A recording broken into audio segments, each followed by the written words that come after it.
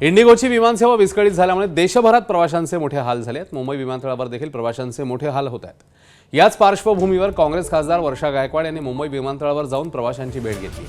यावेळी इंडिगो आणि एअरलाइन्सचे फेल्युअर असल्याचं वर्षा गायकवाड यांनी म्हटलं, तर एअरलाइन्सने जास्त पैसे आकारू नयेत अशी विनंतीही वर्षा गायकवाड यांनी केली। परवापासून लोक तिथे राहायला आलेले आहेत, कारण काही लोकांनी तीन वेळा तिकीट, म्हणजे परवा तिकीट घेतली, काल तिकीट घेतली, आज तिकीट घेतली, आणि जर बघितलं तर 3-4 दिवसामध्ये जवळपास 550 जे आहे ती फ्लाईट त्या ठिकाणी कॅन्सल झालेली आहे। मग एवढ्या मोठ्या प्रमाणामध्ये कॅन्सल झाल्यानंतर एअरपोर्ट अथॉरिटी किंवा एव्हिएशन मिनिस्ट्री किंवा केंद्र सरकारच्या वतीने किंवा इंडिगो एअरलाइन्सच्या वतीने काहीतरी लोकांना प्रॉमिस करायला पाहिजे होतं किंवा काहीतरी त्यांची संवाद साधायला पाहिजे होता। आज तुम्हाला फक्त बाहेरची परिस्थिती दिसते, आतली परिस्थिती ह्याच्यापेक्षा विदारक आहे। एबीपी माझा, उघडा डोळे बघा नीट।